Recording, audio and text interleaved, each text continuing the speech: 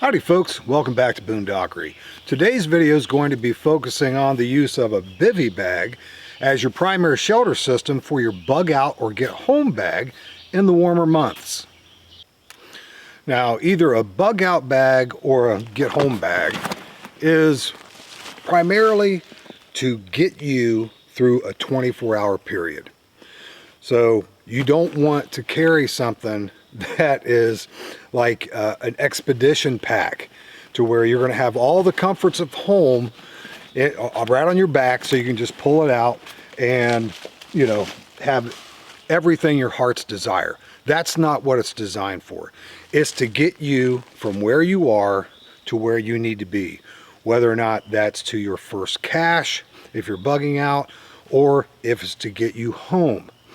So you have to be very selective as to the types of things that you put in your bug out or get home bags. One of these things has got to be some type of shelter. In my last video, I talked about how important shelter is. It's number 2 on the rule of threes of survival. You can go 3 minutes without oxygen, 3 hours without shelter, even in the warmer months.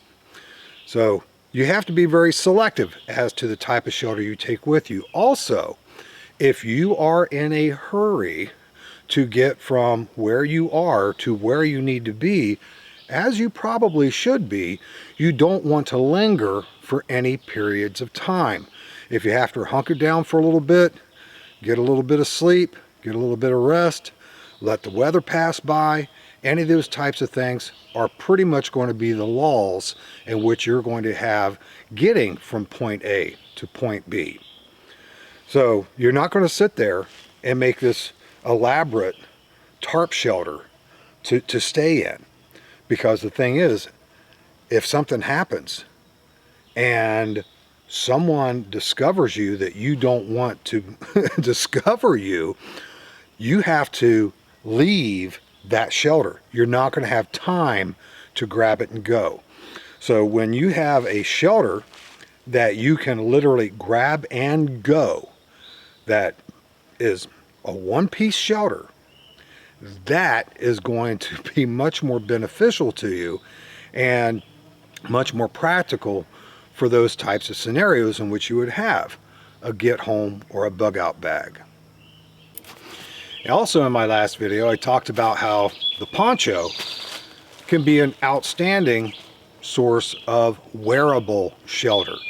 Now, this is the type of shelter that you very easily could put on and wear to hunker down for a little bit, to protect yourself from the elements.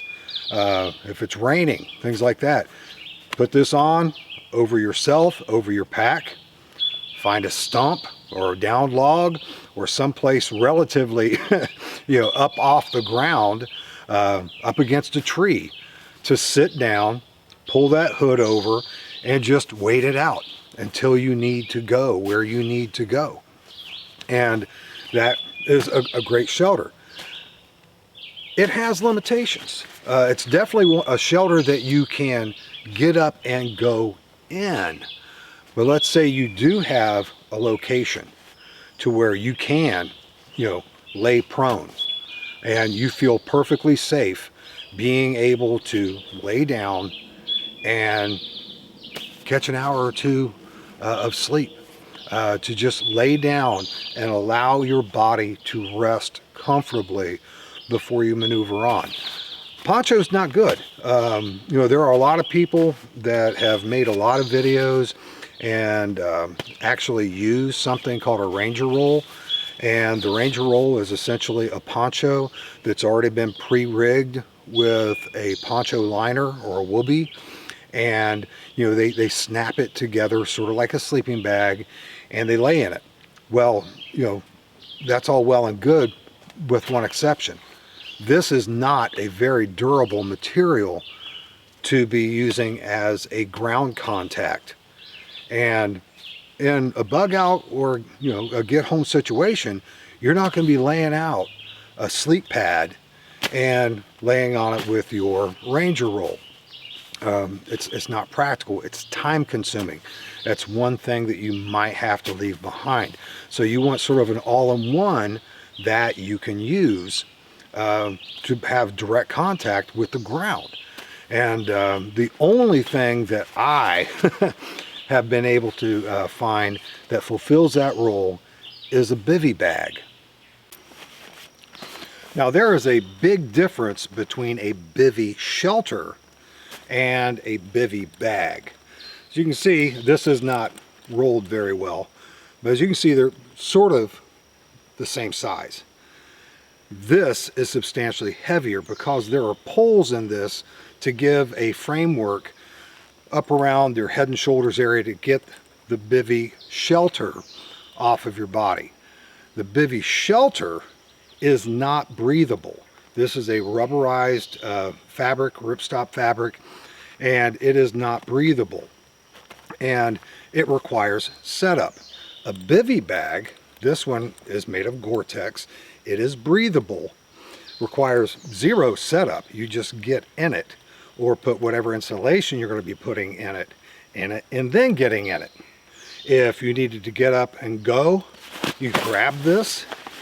If you have insulation in it, it stays in there. You grab it, you wrap it over your shoulders after you put your pack on, and you go. This here, you can't really do that very easily because you have that framework that's in it. Now, this is probably one of the most compact Bivy shelters you can get, but you still have that drawback of having that framework that's on it that really is detrimental for the scenario of having a bug out or a get home bag. In my humble opinion, this is the gold standard in a Bivy bag. This is the Bivy bag of the US GI issue 3-piece sleep system. There's a 4th piece which is basically compression bag, but it consists of the Bivy bag, a heavier weight colder weather bag, a lighter weight patrol bag, and those two can be combined together to give you further insulation to take you below zero, and they all snap together inside this Bivy cover. This Bivy cover is breathable, it's Gore-Tex, and it's incredibly tough. I've had this for over 20 years and it has never failed me. It's absolutely fantastic. The fabric is as tough as a 500D nylon, and I've never had a rip, a tear, a snag, or anything in this. Now granted, I'm not just going to willy-nilly just throw it down a bunch of broken glass or throw it down into a bunch of greenbrier, but you know, I have had to readjust because there were things poking me in the back and things when I've used this.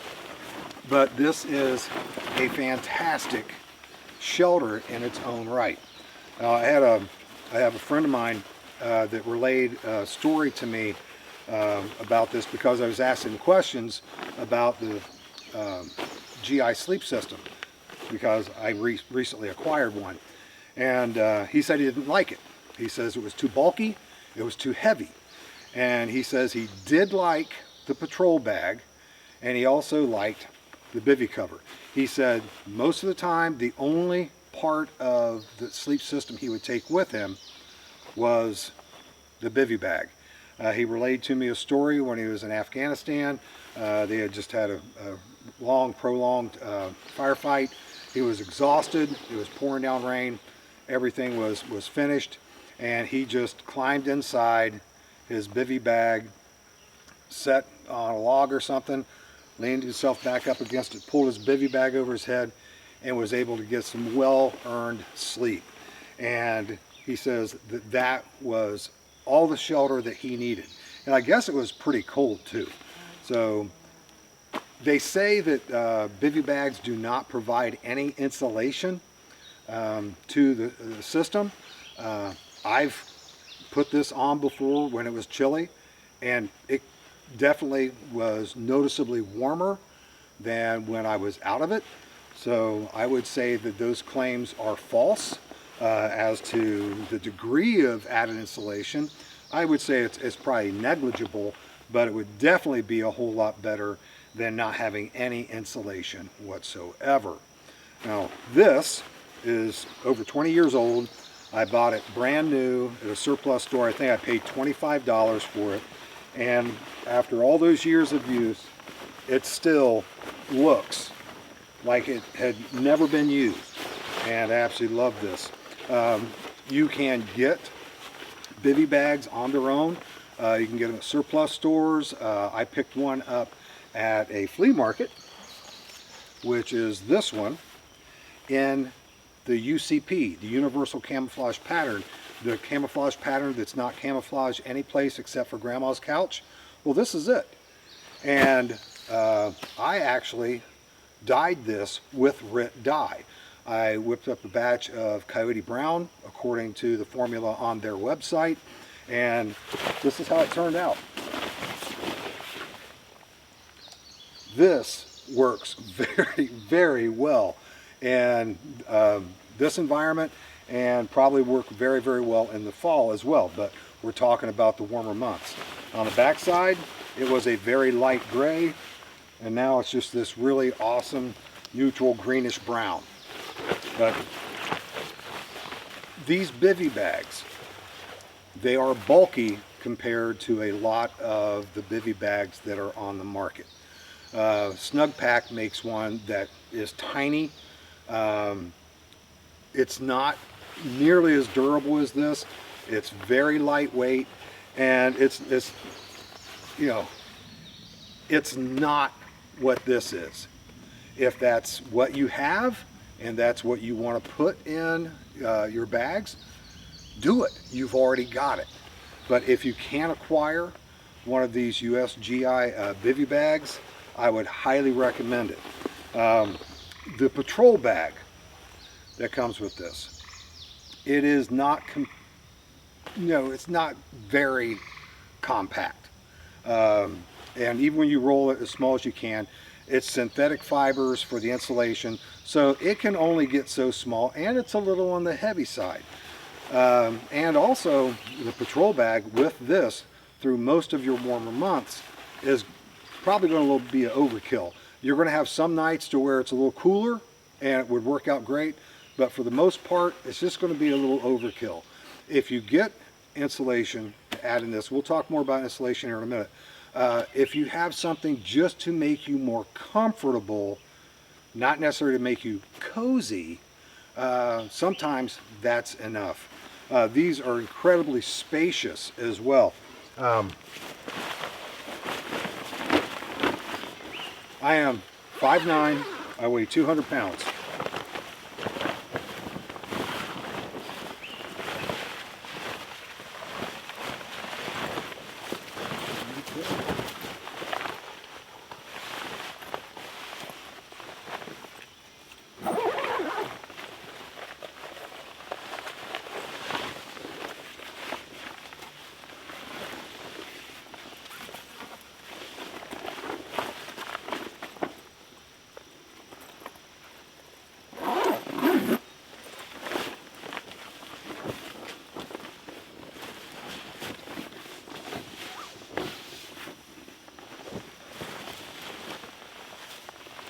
This is very warm in here. As you can see, a much taller person than I can fit in this. A much more robust individual than I could easily fit in this.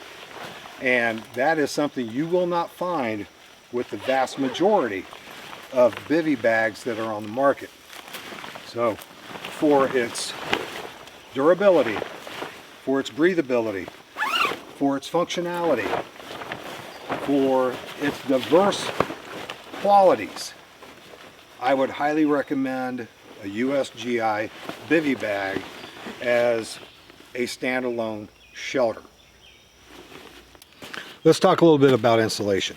Even though it's the warmer months, sometimes those overnight temperatures are going to drop down. It's going to be pretty chilly, and you might not be comfortable enough to get rest or a little bit of sleep in just the Bivy bag. Also, your fatigue factor may be very high. You may be calorie deprived, and you are not able to generate the warming heat that your core temperature needs to feel comfortable. So you're going to want to think about insulation for your bivy bag. Now this is a Marmot Aspen 55. It's rated at 55 degrees Fahrenheit or 13 degrees Celsius. Now this looks, somewhat bulky. Now granted, the USGI Sleep System Patrol Bag, it'll be about this much wider and about that much more big around, as small as I can get it. Now this is in a nice compression bag that I leave stored like this. However, when you want to put it in your pack, you compress it down.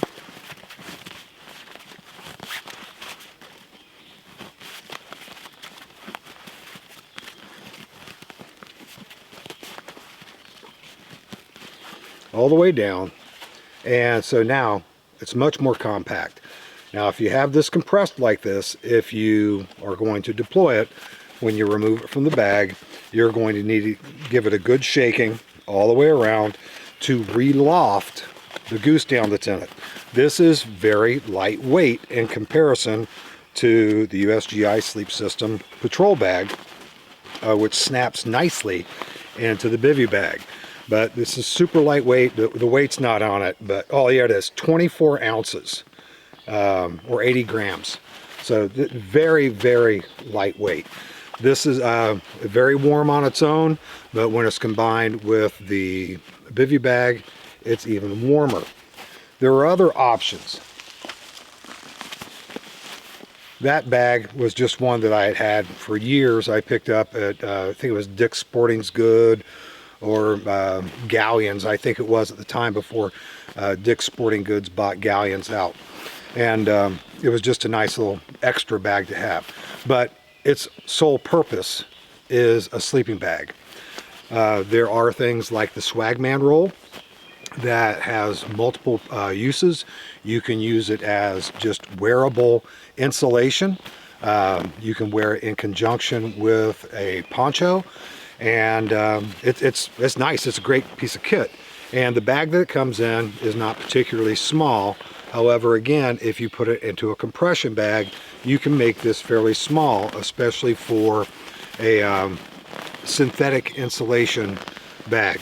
I would say that comfort factor on this, I wouldn't want to sleep in it any lower than 60 on its own. Combined with the bivy bag, I'd probably take it down to about 55, 50. But again, you might not have the luxury of being cozy, just warm enough to get a little bit of rest, maybe a little bit of sleep. But the Swagman Roll is a good option because you can use it for multiple purposes, and it's a decent piece of kit on its own. There are other very lightweight forms of insulation that you can also combine with it, one of which is the SOL Escape Bivy.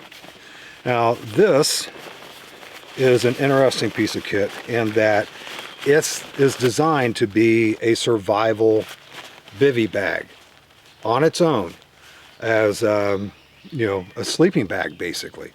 And the fabric reminds me a lot of frog togs and that type of material. It has a like a space blanket type of liner to it. It's reflective. I think this only reflects back 70% of your body temperature. There's no insulation per se built in it. It is waterproof, they say. I would say water resistant, and it is breathable. And so this is a decent emergency item to have just on its own. However, you very easily could use this inside your bivy bag as insulation, and because it's reflecting back your body heat, and it's super lightweight, and it's very compact, as you can see. This again, it could be used on its own. If by any chance you didn't have the room, maybe you're a particularly small person, not particularly strong, and a lot of bulky items like the USGI sleep system Bivy Bag is just a little heavy for, combined with everything else. Something like this might be a good option for you. Now, if this was an option for you, or you like and are going to be using the USGI sleep system Bivy Bag, there's a couple other types of insulation you can use as well. These are made from Sea to Summit. This one is the Thermalite Reactor. This is the Thermalite Reactor Extreme. Now, I wrote down the specifics on these because I knew I would forget them, which I already have. The yellow bag is designed as a sleeping bag liner, and it's just great, big, cozy, comfortable sock that goes inside your sleeping bag. And this is going to add 14 degrees of warmth to whatever sleeping bag you're in. And the Extreme Reactor adds 25 degrees. 18 degrees Celsius, 14 degrees Celsius. And like I said, it's basically a great big sock.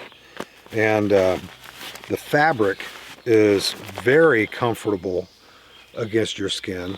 And if you were to use something like this inside the USGI sleep system Bivy Bag, I mean, this is big. This is comparable in length to the Bivy Bag, the GI issue Bivy Bag. It has a nice drawstring, so you can pull it up around your head. And the nice thing about this is it keeps your skin from rubbing up against, that's sort of like a plasticky type of feel that you have inside the Bivy Bag. And so 25 degrees warmer than what you normally would be. So you're looking at, if it's going to be, if your comfort factor is maybe like 60 degrees, it's good. Take that down to where if you had this on, you might be able to be comfortable enough to get some rest, all the way down to maybe 40. But it's just a nice, really compact, lightweight insulation that doesn't take up very much room at all in your pack. And it's really easy to deploy. And it would work very well in conjunction with your Bivy Bag. Also, like I said, if you're in it and you have to get out of Dodge really quick, you could just leave this inside the bag and you hardly would even notice it's there, because it weighs practically nothing and there's no bulk to it whatsoever. And stove's really nice. And it's a decent little piece of kit.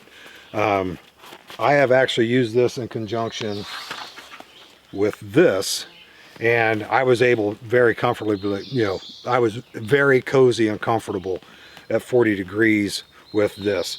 And when they say 55, I always up everything by what they call their comfort rating. I up it by at least 10, so I would say this is comfortable at 65. And so that put me right at the right ballpark with that. So those are the types of insulation type of add-ons that you can put inside your Bivy Bag for insulation if you have the opportunity or the necessity to where you need to stay a little bit warmer and dried and protected from the environment.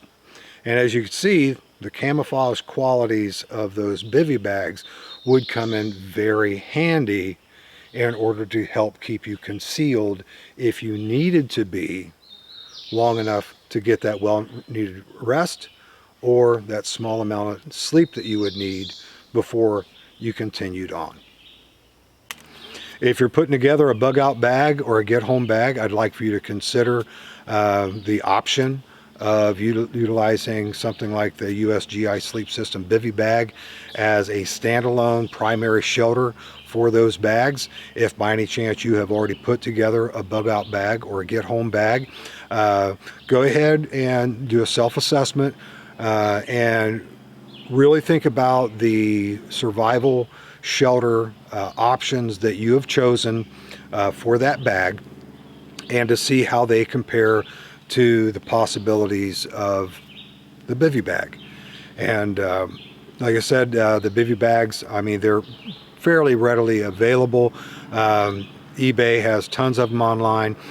Granted, the woodland camo is probably going to be a little more difficult to find. It's probably going to be a little bit more expensive, because if it's in good shape, they're pretty highly sought after right now.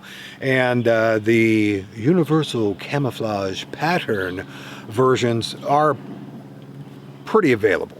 Now, all the prices I've seen, they're ranging right around the $60+ range. And I paid $60 for mine at an indoor flea market. And when you look at what it is, how well it's made, and the potential of that as being a primary standalone shelter, I think $60 is well worth it if it's in like new condition or new. I'm quite certain that mine had never been used. It wasn't in the bag or anything. There didn't have any of the packaging that normally comes with a brand new item like that. But looking at it, there was no debris whatsoever inside the bag. There was no odor. There was no stains or anything on the surface. So it had never been used. And for $60, I thought it was a fair price. And I probably spent maybe $10 in RIT dye to dye it. And you saw how well it turned out. So that might be a decent option if you're looking at the Bivy Bag as your standalone survival shelter. Well, folks, as always, thank you so much for watching, and I'll see you next time.